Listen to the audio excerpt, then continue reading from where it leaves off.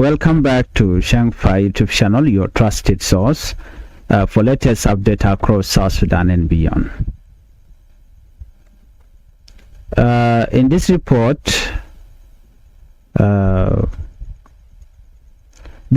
comes from Juba, where one of South Sudan's most closely watched court case has experienced another delay.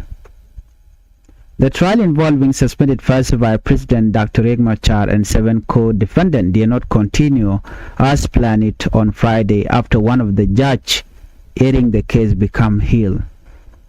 The postponement means that the court will now resume proceeding on Wednesday, July 8, 2026. Although the delay may appear simple, it has attracted public attention because this is one of the country's most significant criminal cases, and many South Sudanese are closely following every stage of the legal process. Before we proceed, if you are new to Changfied YouTube channel, I would like you to help the channel by subscribing, turn on the notification bell so whenever we upload a new video you can be notified. Let's continue. According to the court, Friday's session had been scheduled for judge to deliver a ruling on an application made by the prosecution. However, one member of the 3-judge panel was unable to attend because of illness. As a result, the remaining judges decided that the hearing could not continue. The court announced that proceeding would resume the following week. Court officials explained that postponing the session was necessary because all judges assigned to the case are expected to participate in important decisions. This means that no ruling was delivered on Friday, and instead lawyers, court officials, defendants, and observers were informed that they would return on the new hearing date. While delays are not usually in major court cases, they often increase public interest, especially when the case involved senior political figures.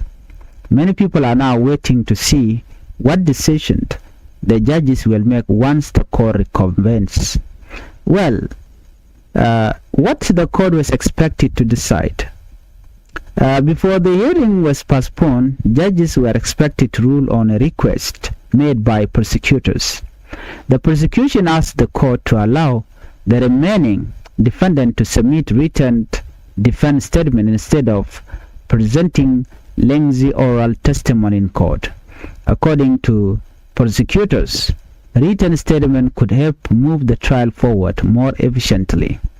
They argued that this approach would save time while still allowing each defendant to explain their position before the court.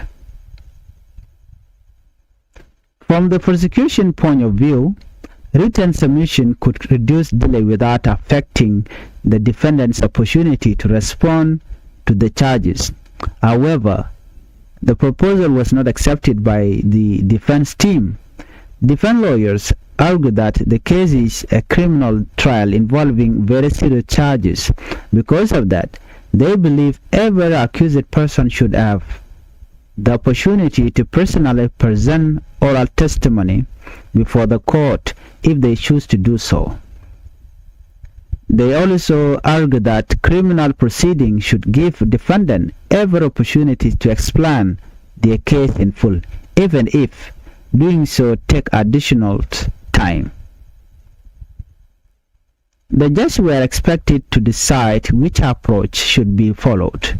Because of the hearing was postponed, that decision has also been delayed. So why this decision matters? At first glance, the disagreement may seem to be about court procedure. However, legal experts often explain that procedures can have an important impact on how criminal cases are conducted. One side believes written statement could make the process more efficient. The other believes oral testimony is an important part of ensuring every defendant receives a full opportunity to present a defense. the court will eventually decide which procedures best follow the law. Whatever decision is reached could influence how the remaining stage of the trial are handled.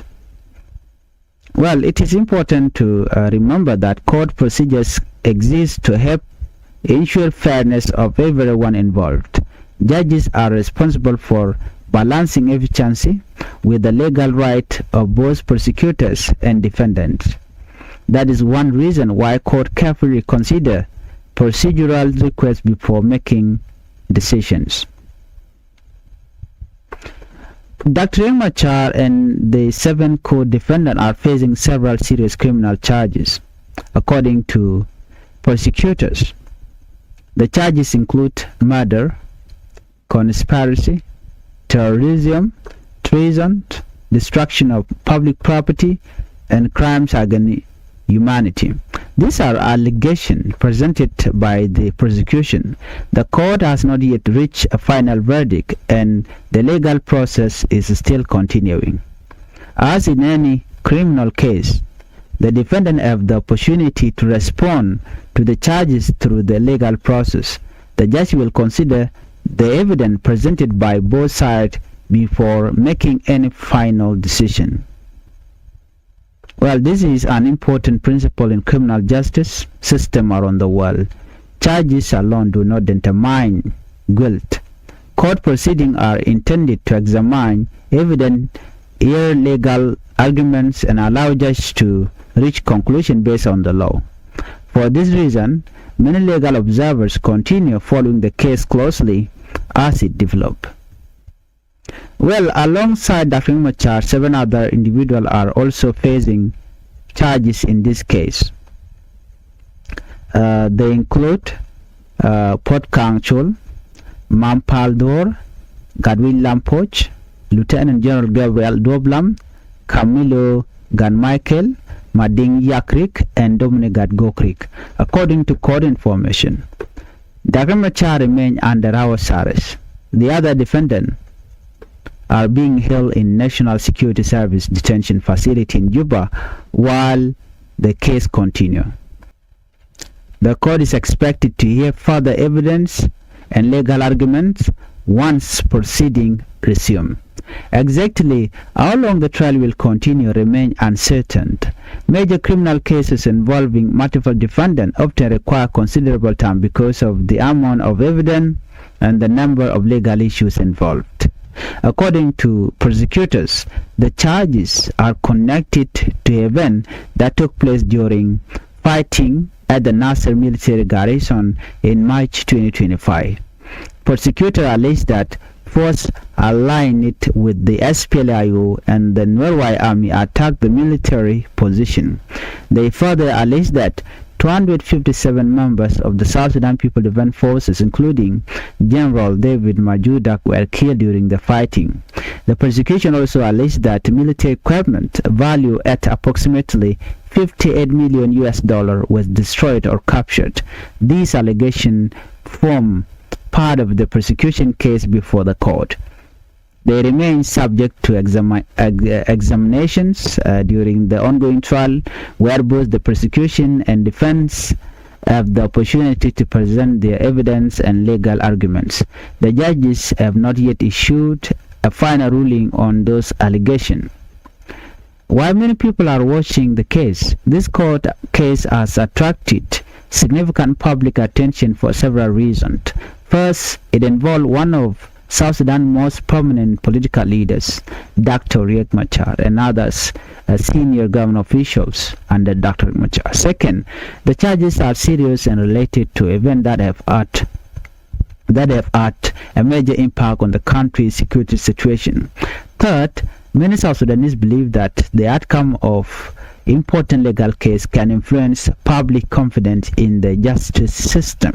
Some citizens are closely following the proceeding because they want to see the legal process carried out fairly and transparently. Others are interested in understanding how the court will handle a complex legal question that arise during the trial. International observers are also paying attention to development as South Sudan continue effort to strengthen its legal institution and uphold the rule of law. Regardless of different political opinions, many people agree on one point. Court decision should be based on evidence presented before the judge and in accordance with the law. Well, the next hearing is expected to take place on Wednesday, July 8, 2026. At that session, the judges are expected to first address the prosecution application regarding written defense statement. If a ruling is made, the court may then continue hearing evidence from the remaining defendant as the trial moves forward. Many questions remain unanswered. How will the judge rule on the procedural dispute? What additional evidence will be presented? How long will the trial continue before a final judgment is reached? These are questions that many South Sudanese citizens and international observers will continue watching in the week ahead. Well, as always, development in this case will depend on decision made inside the courtroom and the legal process established by the judges. Well, if you are new to Changfied YouTube channel, I would like you to help the channel by subscribing, turn on the notification bell, so whenever we upload a new video, you can be notified. Let's meet on the next report. Bye bye.